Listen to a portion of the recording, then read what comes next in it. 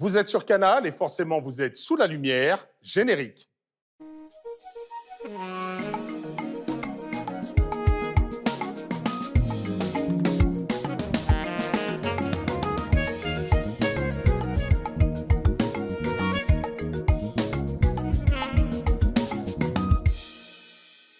Bonsoir chez vous et merci de nous retrouver dans ce tout nouveau numéro de Sous la Lumière, une émission qui, comme chaque semaine, vous fait découvrir le parcours et l'itinéraire de ces hommes et de ces femmes qui brillent dans leurs disciplines respectives. D'authentiques champions. Et c'est le cas d'ailleurs de celui qui nous retrouve aujourd'hui dans ce centre ivoiro-coréen, CIS en Abidjan. Un authentique champion car il était une fois en 2016 du côté de Rio. Il faisait glaner et briller l'or olympique pour sa terre d'Eburnie. Et on est avec lui aujourd'hui. C'est une émotion particulière et un vrai plaisir sous la lumière. Cissé Cheikh Salah, bonsoir. Bonsoir. Comment vas-tu? Ça va très bien. Je ne vais pas faire semblant, je te tutoie, parce que peu de temps d'ailleurs après le sacre de Rio, on avait échangé et le temps est passé. Et c'est vrai que le temps est très important dans cette discipline que tu portes à bout de bras, à savoir le taekwondo. J'ai immédiatement évoqué ce mot champion qui revient à tes oreilles tout le temps, que tu sois en Espagne, que tu sois à Abidjan ou ailleurs. Cet or olympique, finalement, quand on l'a glané, est-ce qu'à un moment donné, ça devient une charge? Et le fait que les gens nous le rappellent à chaque fois. Ouais, ce que je peux dire, voilà, ouais, c'est vrai, ça devient une charge. Parce que, voilà, à 22 ans, être la première médaille d'or olympique d'un pays, c'est pas donné à n'importe qui. Et donc, dès l'instant où on glane ce genre de mérite-là, on devient un ambassadeur pour la jeunesse. Et voilà, être ambassadeur pour la jeunesse, ça demande beaucoup de choses, ça demande beaucoup de responsabilités. Donc, je peux dire que c'est aussi une charge. Ouais. Et ça fait entrer dans une autre dimension. Tu l'as dit, après Gabriel Tiako, des décennies auparavant, qui lui avait glané une médaille.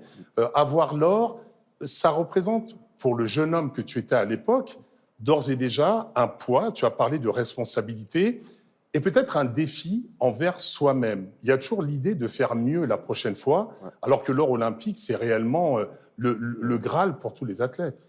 Oui, il y a toujours l'objectif de faire mieux. Et déjà, personnellement, voilà, on a toujours envie de faire mieux et aussi voilà, avec l'impact que cette médaille-là a apporté au pays. Voilà, on a toujours envie de continuer à faire rêver ces jeunes-là.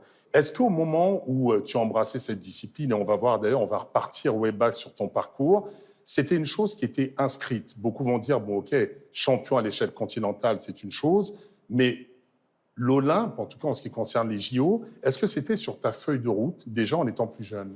Ouais, ce rêve-là a été constitué pas à pas. Au départ, on voulait juste être champion, voyager, faire des compétitions avec l'équipe nationale, etc., etc. Mais au fil du temps, quand on gagne des trophées, on voit la qualité qu'on a dans ce sport-là. On s'est dit, bah ouais, il y a quelque chose à faire.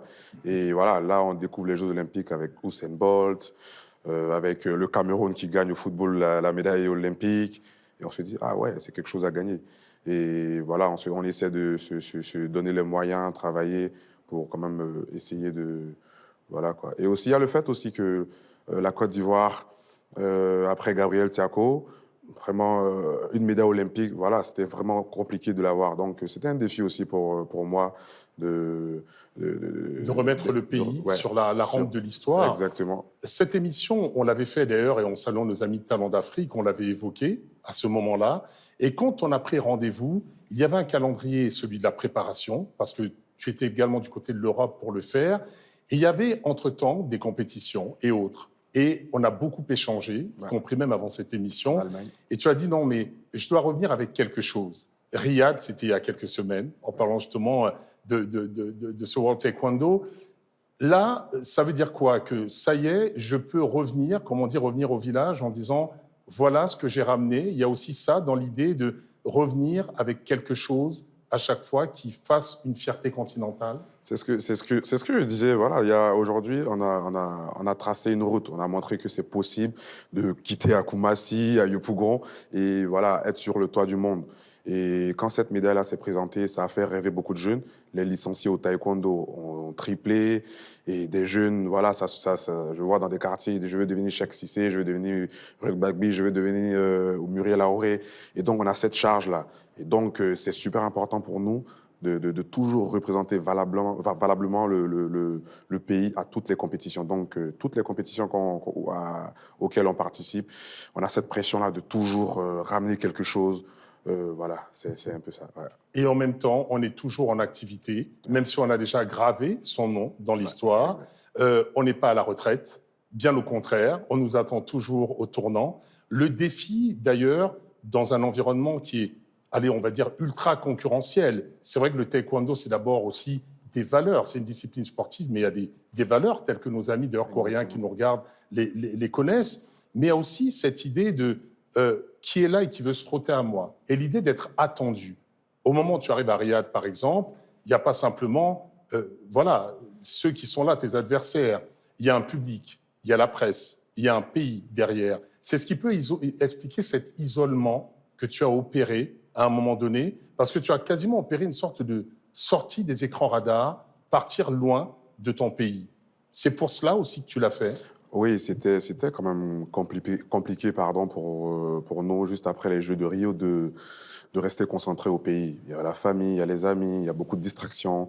Et après cette médaille-là, on s'est dit, voilà, l'impact que cette médaille-là a eu, il faut être dans un cadre bénéfique pour nous.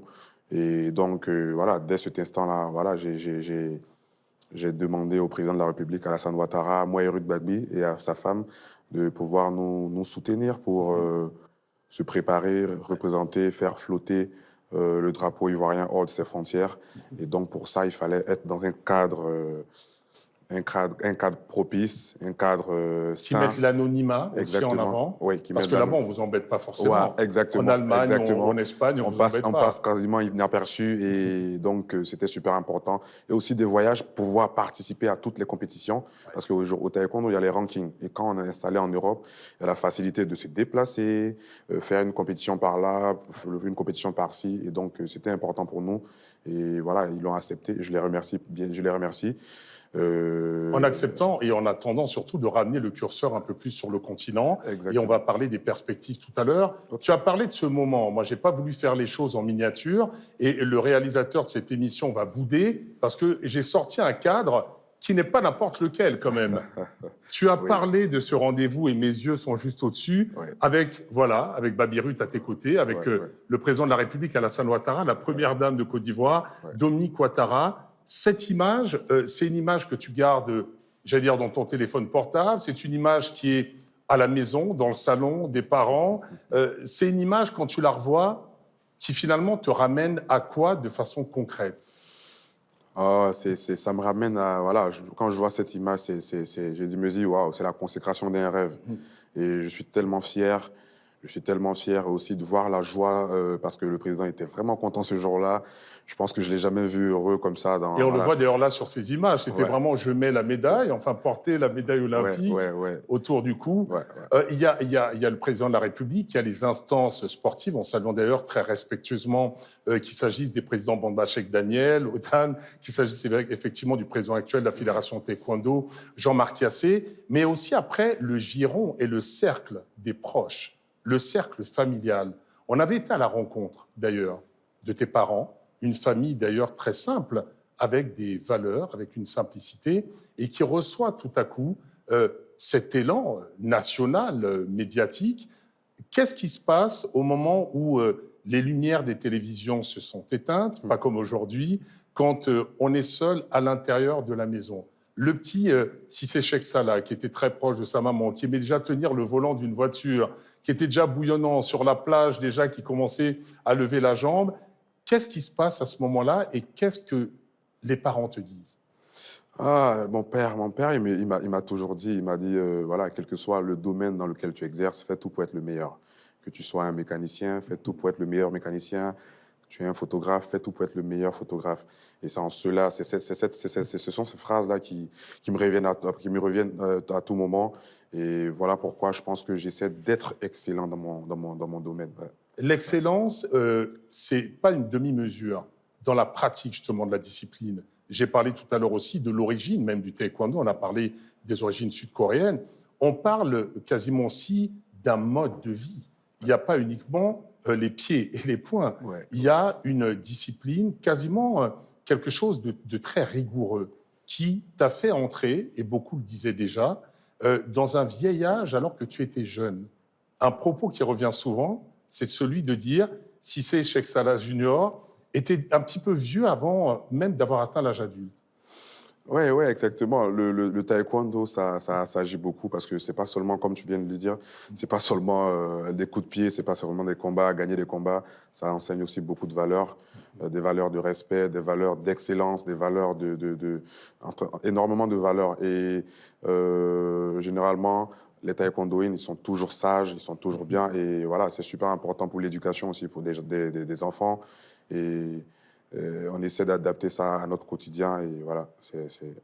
Et là, on parle de tous ceux qui t'ont précédé, on parle du droit d'aînesse. Finalement, quand tu reviens sur la place abidjanaise, tu croises le regard et la fierté de personnalités, justement de la discipline, Ouais, qui te ouais. disent, bon, ben, petit, quelque part, tu l'as fait, et tu rentres dans ce cercle, mais avec quelque chose qui est très net dans ton esprit, c'est qu'on se réalise par le sport, la discipline, on se réalise également aussi par son parcours professionnel et universitaire. Ouais. On parle de ce MBA, on parle aussi de ce certificat au niveau de l'INGS, on parle de quelqu'un qui pense déjà à la suite.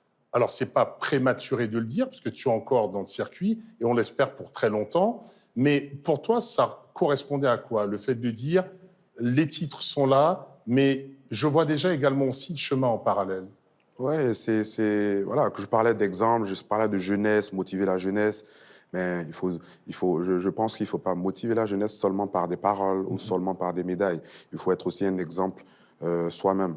Donc voilà pourquoi, avant même d'associer l'acte à la parole, faudrait qu'ils voient l'exemple que je suis. Donc voilà pourquoi je pense que c'est super important de se former. C'est vrai, il faut faire des médailles. C'est difficile aussi d'associer Et les deux. les deux. C'est vraiment C'est difficile. un planning qui doit être nocturne parce qu'on est Exactement. là et on pique du nez sur Oui, les feuilles. ouais. Et le lendemain, il faut l'entraînement et tout le reste. Oui, mais ouais, c'est assez difficile, mais voilà, je pense qu'il faut le faire, quel que soit le temps que ça va prendre, il faut le faire.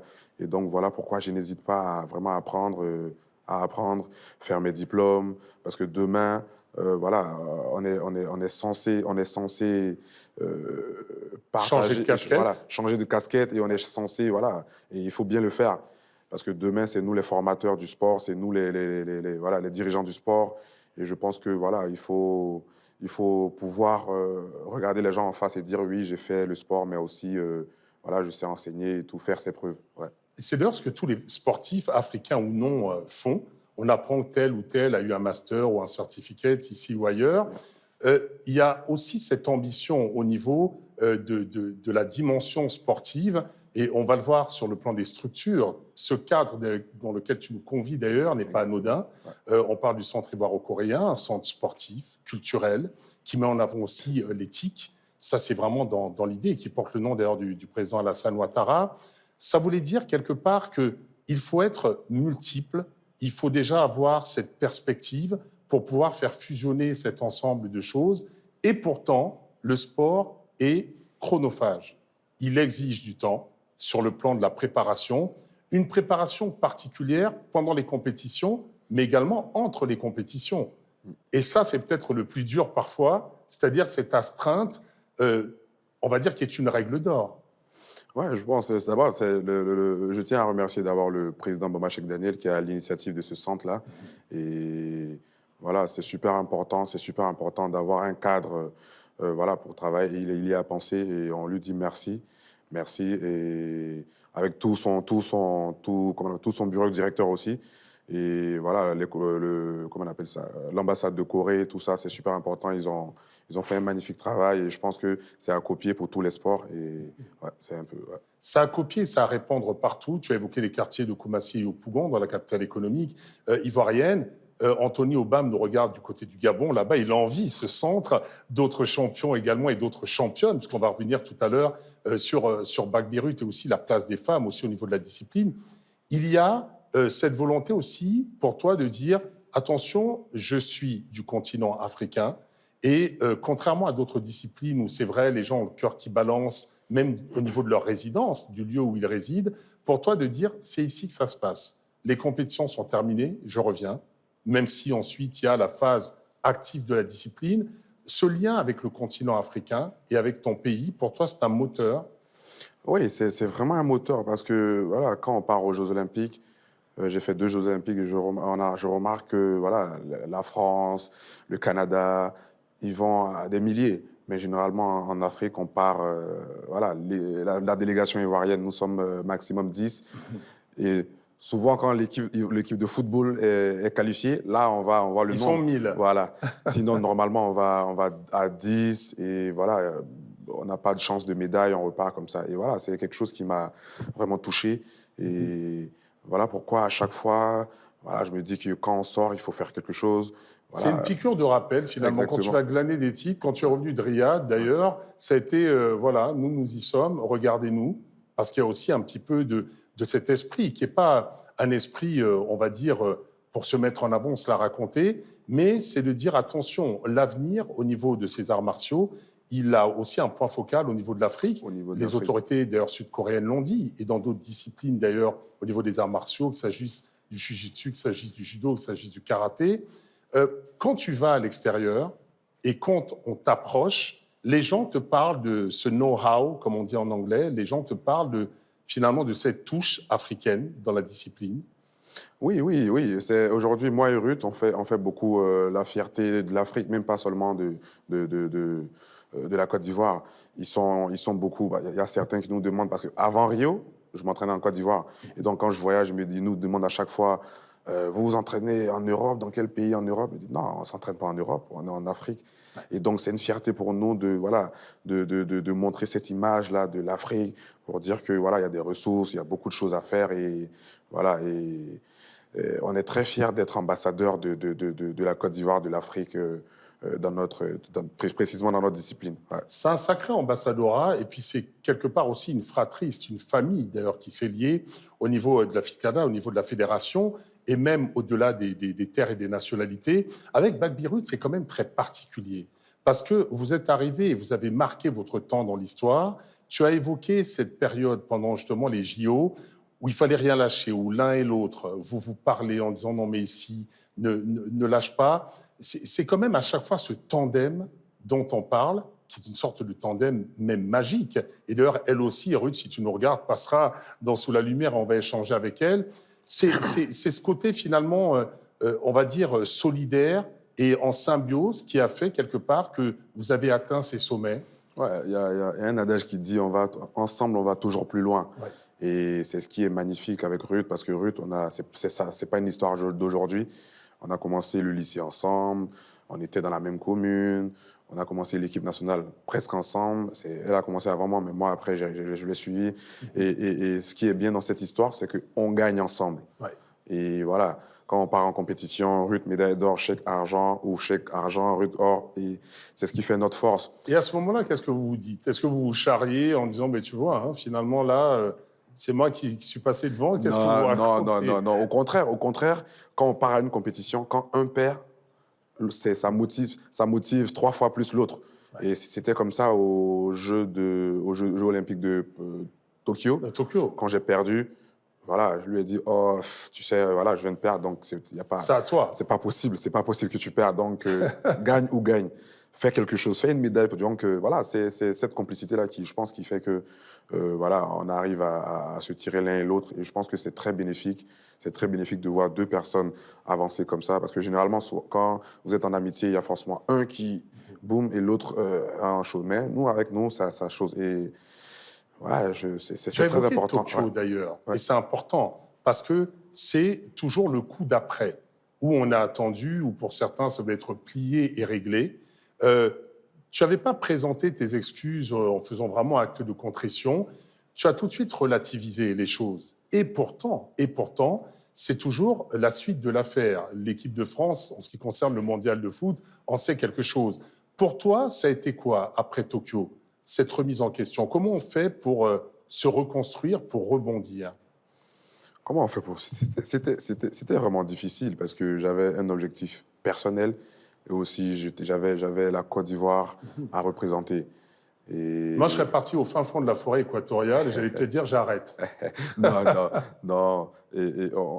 Voilà, il faut se dire déjà qu'on est athlète et voilà, il y a des hauts et des bas. Je pense qu'il n'y a aucun athlète qui gagne tout le monde. Voilà, je me dis, je prends du recul, j'ai pris du recul. Voilà, j'ai oublié le taekwondo, je me suis mis dans ma bulle. Voilà, et après, je suis revenu, je me suis fixé d'autres objectifs. Je pense que dans la vie, c'est des objectifs. C'est des objectifs. Tant que l'objectif n'est pas atteint, il ne faut pas s'arrêter. Donc, c'est dans ce sens-là que voilà, j'étais, c'est dans cette optique-là que j'étais. Je dis, mais c'est pas fini, j'ai 27 ans, il y a encore des Jeux Olympiques, et voilà. Alors, tu disais, c'est pas fini. Il a fallu quand même que je prenne un petit pense-bête quand même pour le dire. On a parlé de la médaille d'or au JO de Rio quand même en 2016, Grand Prix de Moscou 2015 en passant, les Jeux africains 2015-2019, Championnat d'Afrique 2014-2016, on pouvait remonter comme ça. Il y en a d'autres encore en ce qui concerne les distinctions.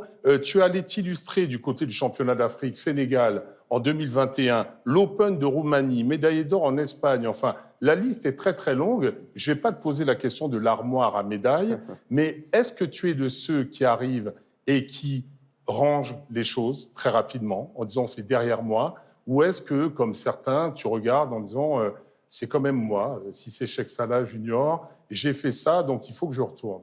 Ah non, mais non, mon objectif, c'est d'écrire l'histoire, de continuer d'écrire l'histoire jusqu'à ce que je dise ouais, ok, c'est bon.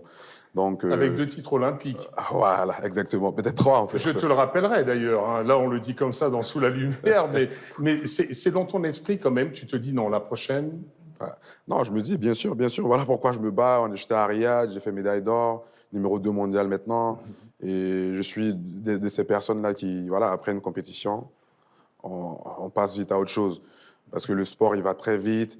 Et voilà, si on veut rester à valoriser la médaille qu'on a faite, voilà, il y a d'autres jeunes qui sont en train de travailler. Et donc, il faut juste être concentré et arriver au bout. L'objectif, c'est la prochaine médaille olympique. Donc, tant qu'on n'a pas atteint cet objectif-là, on reste focus, quoi. Et je pense que tu as rassuré énormément de monde qui regarde l'émission ce soir et qui pensait que ça y est, c'est plié, lui, il n'aura plus cette ambition. Oui, si c'est Cheikh Salah Junior, a cette ambition. On va rentrer, si tu veux bien, dans la première rubrique de cette émission. C'est la rubrique de la photo.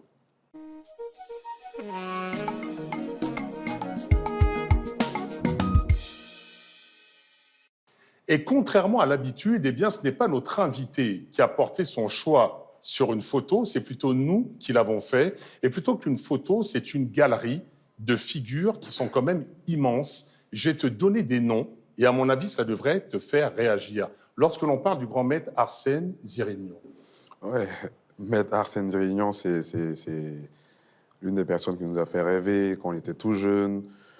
Et voilà, au taekwondo, le taekwondo, c'est comme une école. Donc, quand on était tout jeune, le coach nous faisait citer des noms et ils nous font réciter qui est le président de la Fédération ivoirienne de taekwondo, et vous avez le choix de dire tant, c'est maître. Donc, maître Arsène Zirignon, on l'a beaucoup récité quand on était tout jeune, et voilà, c'est un exemple pour le taekwondo. Ce sont des personnes qui ont... Des précurseurs. Exactement. Qui sont toujours là. Ouais, exactement, qui nous ont motivés et voilà, qui ont mis le taekwondo à un certain niveau.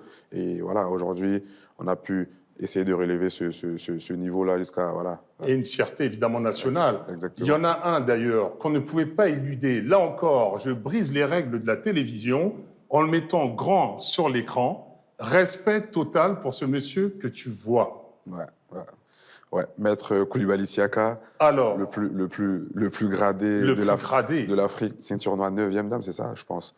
Ouais, 9e dan. Est-ce que quand tu regardes, parce que la photo a été mise à jour, évidemment, elle est dans les galeries, quand tu le regardes et quand tu les vois, tu penses à quoi quand tu vois justement une figure comme lui?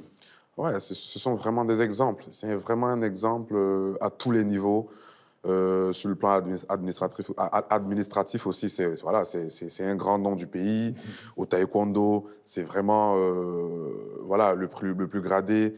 Et comme tu le disais tout à l'heure, je vais à l'école. Donc vraiment, ces personnes-là, ce sont vraiment des exemples pour nous. Et on veut faire comme eux. Et voilà, c'est vraiment une très grande chance de les avoir aux côtés de nous. Ouais. Voilà. Et d'être à côté des bibliothèques vivantes, comme on le dit d'ailleurs, en saluant, en faisant un clin d'œil à tous ceux d'ailleurs qui continuent de transmettre. Tout à l'heure, on va être rejoint par Maître Hervé Sirbert, mais on pourrait également parler d'Apollos Lelou Johnson, dont le rejeton fait des siennes d'ailleurs lorsqu'on parle de combat au niveau du MMA d'ailleurs. Et ça, c'est une très belle transmission. Juste après la pause, d'ailleurs, on reviendra avec toi, si c'est Cheikh Salah, pour évoquer la compétition, la préparation, pour évoquer aussi ces petits qui sont les champions de demain. Ils vont nous rejoindre sur ce plateau. Il y aura également le Face à moi. Et tout cela, c'est dans quelques instants sur Canal et sous la lumière. À tout de suite.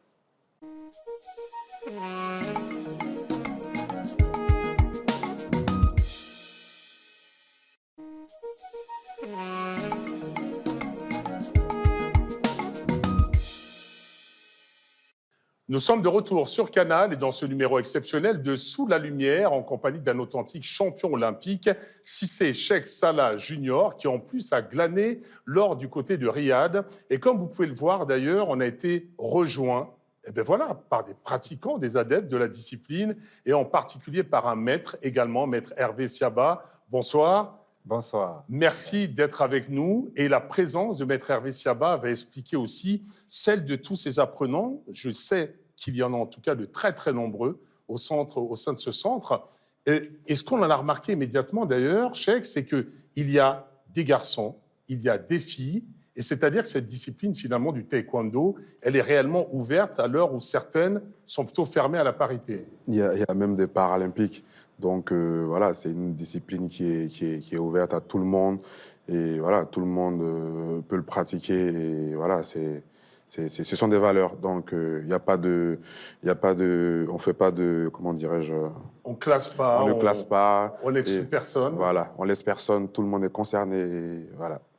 Alors, on laisse personne, ça c'est aussi un ADN commun, justement, avec Maître Hervé Siaba. Par page Facebook interposée, on voit un petit peu, et on a vu d'ailleurs aussi vos interventions sur le plan des médias, il était question de la discipline, mais également de tout ce qu'elle peut apporter sur le plan socio-éducatif. Pour vous, les deux sont quasiment à égalité.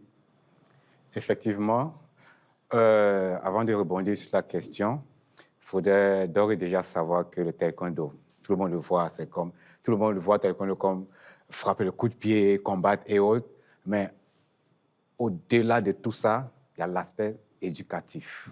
L'aspect éducatif qui est très, très, très, très important parce que l'apprenant qui n'est pas discipliné est un danger. C'est-à-dire que c'est aussi le fait de maîtriser, à un moment donné, une certaine force, une certaine pratique. On parle quand même des pieds, poings. Il est aussi à rappeler que ce n'est pas pour faire le gros bras ou le dur au quartier. Ah non, ah non, ah non, ah non. Pas pour faire le gros bras ou le dur au quartier, mais plutôt canaliser l'apprenant et être un exemple pour les autres.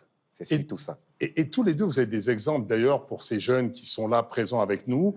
On parlait de ce moment qui est inscrit dans l'histoire, au moment où Cissé Cheikh Salah revient avec cet or olympique. Qu'est-ce qu'on se dit à ce moment-là? En se disant, non mais il l'a fait, c'est mon compatriote, il est dans cette discipline. Qu'est-ce qu'on ressent à ce moment-là? Qu'est-ce qu'on ressent en ce moment? C'est de la joie. Et ensuite, du rêve à revendre. C'est-à-dire pour la jeune génération, la nouvelle pousse, les nouveaux apprenants et autres. Voilà. Et ça a fait augmenter, on a dit, le nombre d'adhérents au niveau de la fédération. Avant même d'être adhérents, beaucoup ont choisi d'intégrer la discipline.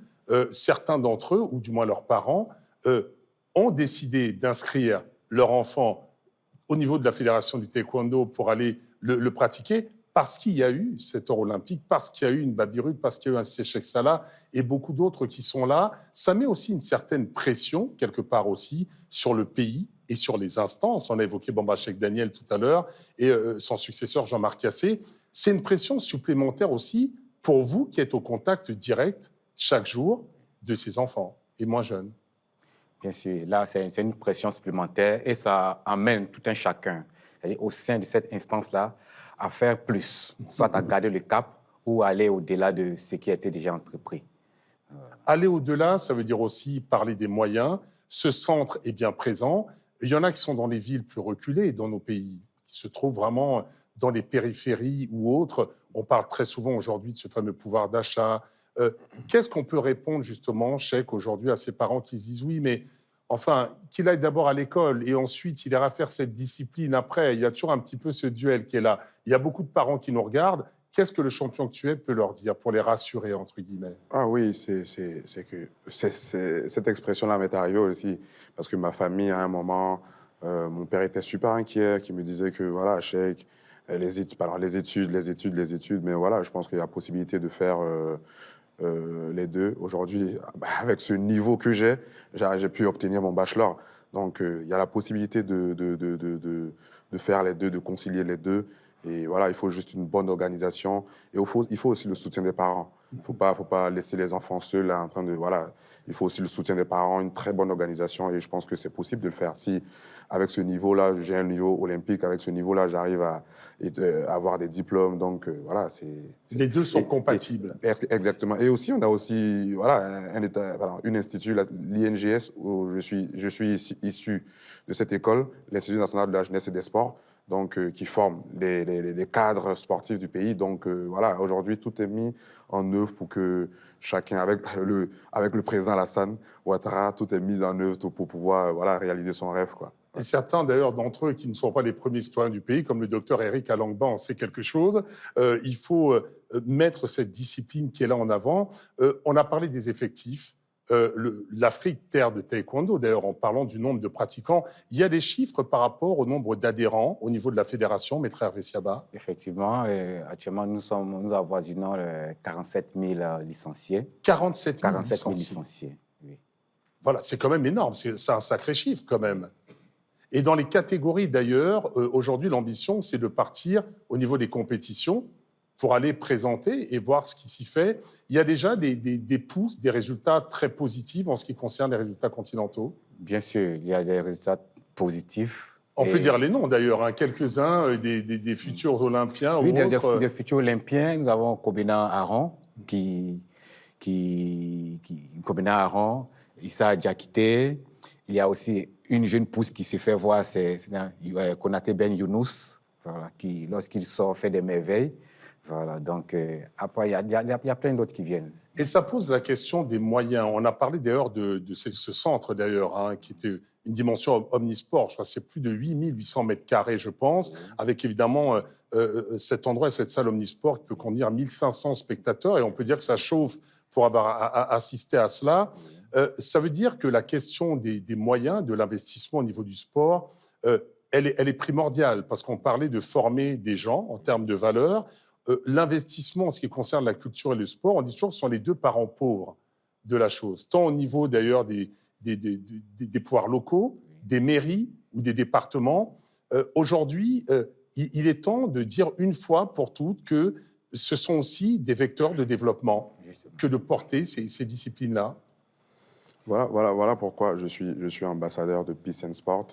Voilà, une organisation qui est sous l'égide du prince Albert de Monaco, qui montre que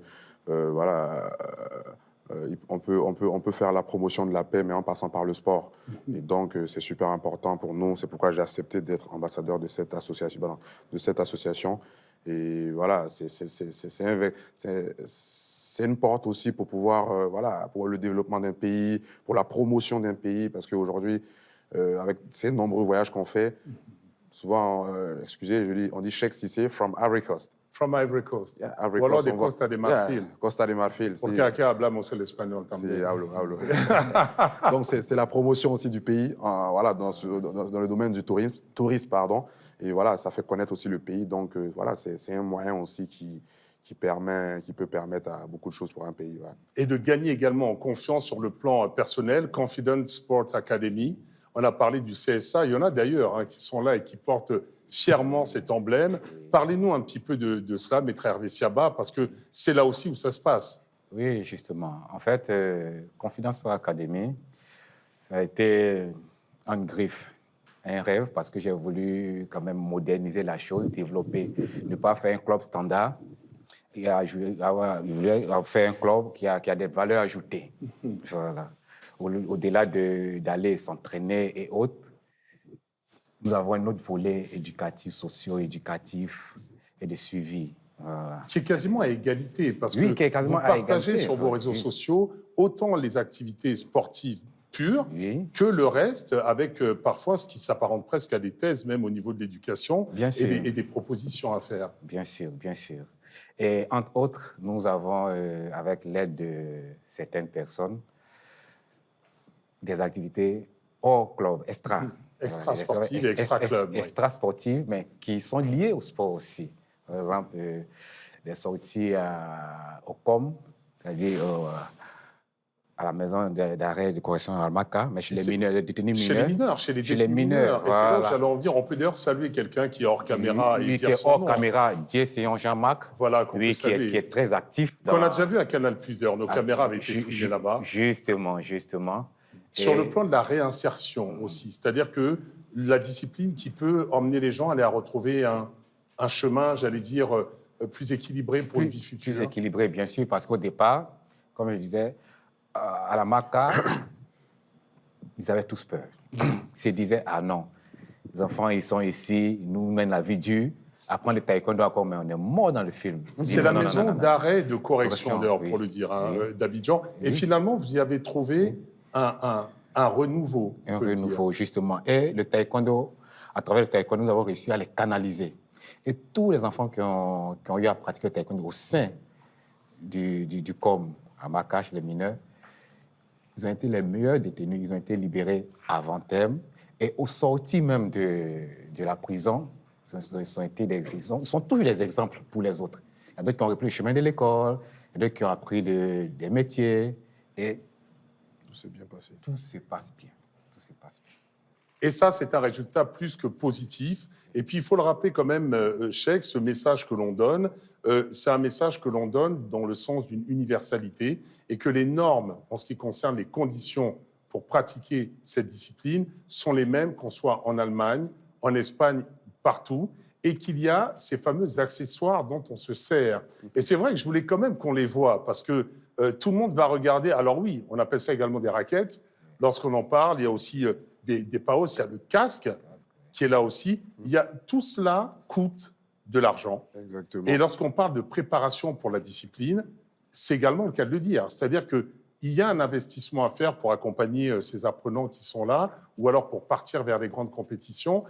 Il faut le dire, à un moment donné, il ne faut pas qu'il y ait de tabou sur la question matérielle. Il n'y en a déjà pas dans le football, qui est le fameux sport roi avec des budgets pharaoniques. Le taekwondo, comme beaucoup d'autres disciplines martiales, a besoin aussi, on va dire, de moyens sur le continent africain. Oui, on a vraiment besoin de beaucoup de moyens. Quand j'étais plus jeune, on s'entraînait à même le sol. Mais aujourd'hui, vous voyez, on a besoin d'un tapis. Et le tapis, voilà, ça se fabrique généralement à Daedo, en Espagne. Et donc, il faut beaucoup de moyens. Il y a le matériel électronique qui sert à faire Parce des qu'il faut rappeler compétitions. aussi, d'ailleurs, que lorsque l'on touche son adversaire, Ouais. pour ceux qui le voient d'ailleurs sur ces images, la fameuse lumière et le comptage qui fait que pour beaucoup, d'ailleurs certains sont perdus, mais ça fait partie des règles, il y a aussi quelque chose de très moderne. Oui, ça fait partie. C'est un sport qui est électronique. Il faut juste toucher l'endroit et ce matériel-là coûte vraiment cher. Et donc, en gros, pour dire que voilà, pour faire du taekwondo, pour glaner des lauriers, pour faire de nombreuses médailles, il faut aussi voyager, être actif. Pour être actif, il faut être actif pour être dans le ranking mondial. Oui. Pour être dans le ranking, il faut participer à plusieurs compétitions qui coûtent de l'argent. Donc, vraiment, on a, voilà... Il faut le faire, il que faut le les faire. États mettent les moyens sur place. C'est le lieu de rappeler, même si l'émission n'est pas dédiée à ces thématiques, que parfois les efforts peuvent être faits sur le plan de l'accompagnement et des budgets. Les grands rendez-vous qui arrivent, d'ailleurs, sur le plan mondial ou alors continental, qu'est-ce que vous avez comme feuille de route? On va poser la question à Maître Hervé Siaba d'abord. Comme feuille de route, en interne, nous avons la préparation interne. À l'issue de cette préparation interne, il y aura la sélection des athlètes qui iront participer aux compétitions internationales. C'est-à-dire c'est un grand moment. Oui, c'est un grand moment. Voilà. Et à la suite de ces participations, nous avons, puisque nous sommes, c'est l'année qui précède l'année des JO, il y aura les qualifications, les qualifications continentales pour les Jeux olympiques. Les Jeux africains. Voilà, nous avons les Jeux africains Nous avons les Jeux africains au Ghana. Et ça compte énormément. Donc, la préparation interne, les participations aux compétitions internationales, tout ça, ça compte. Avec le ranking. Mais il faut y aller avec des athlètes Qui soient préparés. Qui soient préparés et qui peuvent nous ramener des lauriers. Il le dit 2 fois. Hein. Il le dit très calmement. Je rappelle quand même, et tous ceux qui sont sur ce plateau savent que Maître Hervé Siaba ne badine pas. Il y en a quelques autres d'ailleurs au sein du centre ivoiro-coréen. On peut les saluer au passage. Je sais pas, Natalakou, mais généralement c'est aussi ça l'équité. Ceux qui dirigent à ces destinées, on a parlé du président de la fédération, mais dans le comité directeur et autres, vous avez quelques noms, 2, 3 noms à nous donner. Le vice-président Boubacar Koulibaly, un vice-président aussi Zounan, Alain Zounan, le président, excusez-moi, le président de la fédération, bien sûr, qui est avec nous, qui nous soutient, qui nous permet de voyager pour participer à des compétitions et être bien dans le ranking mondial. Et voilà, il y a Maître Christian, mon entraîneur, mon coach. Voilà, il y en a tellement. Et on peut en saluer de loin d'ailleurs. Tadjo Atada, s'il nous regarde au passage. Et Patrice Remarque, grand champion. Adama Chérif, il y en a plein. Et Sapa Jérôme. Voilà. On en oubliera forcément. Hein. Si c'était un morceau d'ailleurs de rumba, on n'aurait pas eu de problème là-dessus. En tout cas, il fallait le dire pour marquer le coup et pour le montrer à ceux qui nous regardent sur Canal qu'effectivement, cette discipline dans le mode de la transmission est absolument importante.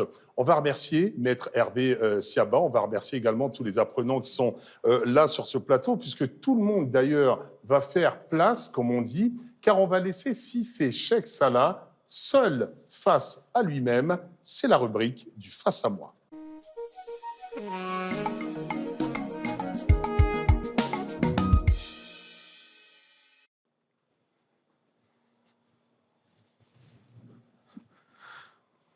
Bonsoir, Cheikh. Bonsoir. J'aimerais savoir une chose. C'est quoi ton secret 2014, tu as commencé au haut niveau. Jusqu'en 2023, tu continues toujours de glaner des lauriers. C'est quoi? J'aimerais savoir. Comment je fais pour être aussi constant? C'est que j'ai eu la chance de faire un travail qui est aussi ma passion. Et par rapport à ça, je prends du plaisir à m'entraîner, je prends du plaisir à combattre. Et voilà, parce que c'est ma passion, même quand je fais une semaine de vacances, j'ai comme le corps qui gratte. Donc je suis j'ai toujours envie de m'entraîner, de faire mieux. Et voilà, ce qui fait que je suis toujours bien. Et voilà, j'arrive à glaner toujours des lauriers. Et aussi, ce qu'il faut savoir, c'est que je suis un patriote. Et donc, à chaque fois, il y a une double motivation. Je suis motivé parce que j'ai envie de gagner, j'ai envie de combattre. Et aussi par rapport à mon pays, par rapport à mon continent. Et je pense que c'est le secret de ma constance. Ouais. Ben écoute, j'ai bien compris. Je te souhaite bonne chance pour Paris 2024. Merci beaucoup. Et merci. je te laisse avec Robert. OK.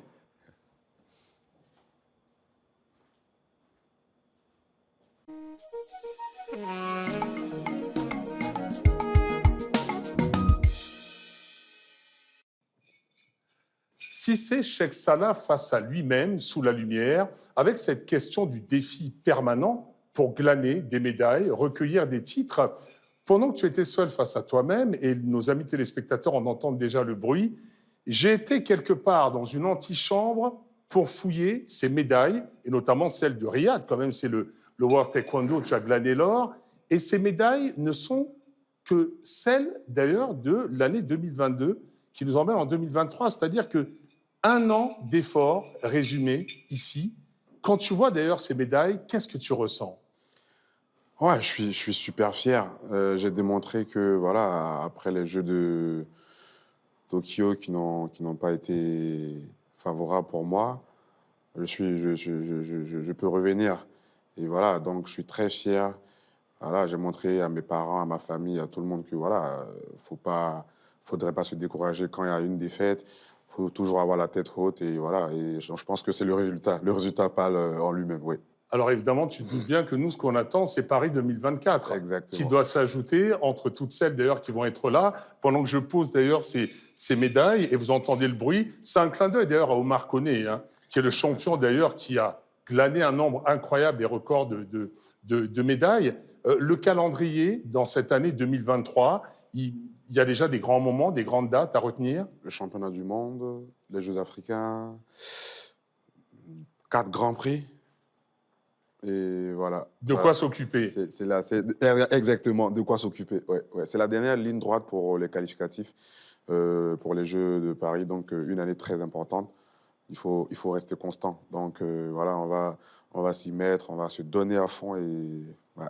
La constance, l'effort, l'humilité aussi, une de ces valeurs cardinales qui est portée par un immense personnage, pour pas dire en tout cas quelqu'un de mythique, un monsieur qui a fait rentrer le taekwondo dans une dimension nouvelle. Lorsque l'on évoque Maître Kim, c'est quand même, lorsqu'on est dans ce lieu, un nom, une identité remarquable. Le fait de le savoir aussi proche du continent africain, qu'il est consacré quelque part aussi cette discipline sur le sol d'Afrique, c'est une chose qu'il faut saluer par rapport à l'universalité finalement de cette discipline.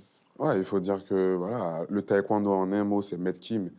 Voilà, sans Maître Kim, aujourd'hui, on n'aurait pas eu de médaille, on n'aurait jamais vu l'or olympique en Côte d'Ivoire. Et donc, c'est quelque chose à saluer, c'est une grande personne, c'est un grand homme. Et voilà, je suis très content d'avoir des précurseurs comme ça. Et voilà, parce que quand ça ne va pas, on les appelle, on parle, ils ont des très bons conseils. Voilà, voilà, donc je pense que c'est ça. Ouais. Toi qui as eu la chance justement d'échanger, tu dis des très bons conseils, enfin c'est pas tout le monde qui décroche son téléphone Exactement. pour le faire. Qu'est-ce qu'il te transmet? Lui d'ailleurs, comme tous les grands maîtres, que ce soit au niveau de la présence de la fédération, qu'est-ce qu'ils te transmettent? Qu'est-ce que tu apprends chez eux? Il n'y a pas uniquement les éléments techniques de la discipline. C'est plutôt psychologique parce que voilà, eux, ils n'ont plus rien ils n'ont plus rien à prouver. Donc tout ce qu'ils font, c'est des conseils sur le plan mental, le courage, voilà. Le dépassement de soi. Le dépassement de soi, voilà, comme le dernier coup de pied à la dernière seconde. Voilà, c'est ce genre de motivation-là qui emmène ce genre d'action-là. Et qui fait basculer un destin. Exactement, exactement. Ouais. On va basculer dans l'ultime partie de cette émission, si tu veux bien, si c'est Cheikh Salah. C'est la rubrique du questionnaire de Sous la Lumière.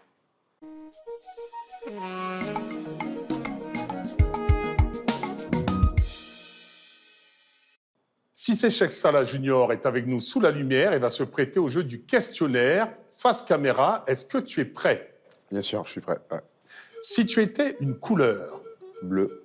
si tu étais un animal, Le roi de la folie, le roi de la forêt. si tu étais un objet, Un objet. une raquette, un pao, Le plastron électronique, oui. si tu étais un plat,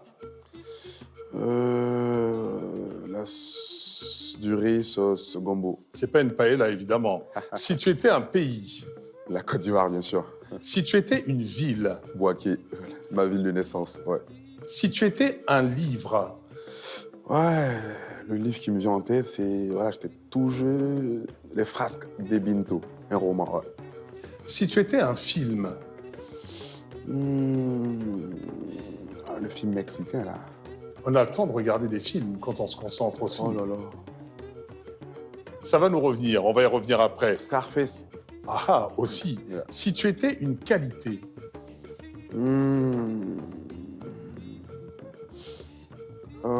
Courageux. si tu étais un défaut, Selfish. Ah, non, pas selfish, c'est pas selfish. Selfish, Égoïste. c'est quoi? Égoïste. Peut-être, ouais. et enfin, si tu étais une citation, Quand c'est dur, seuls les durs avancent.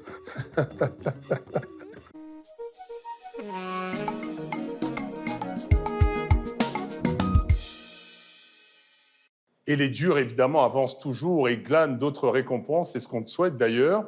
Et lorsqu'on t'a demandé une chanson qui évoquait pour toi quelque chose, il y a cet air qui se glisse en tapis sonore, un morceau signé de Soumaoro Mamadou Ben, alias Soumbil pour les intimes, Inch'Allah. Pourquoi ce choix? Inch'Allah. Cette chanson-là, il rend gloire à Dieu. Et je pense que dans tout ce qu'on fait, on le doit à Dieu. On le doit à Dieu, voilà, quelles que soient les qualités qu'on a. Voilà, il faut le dernier mot de Dieu.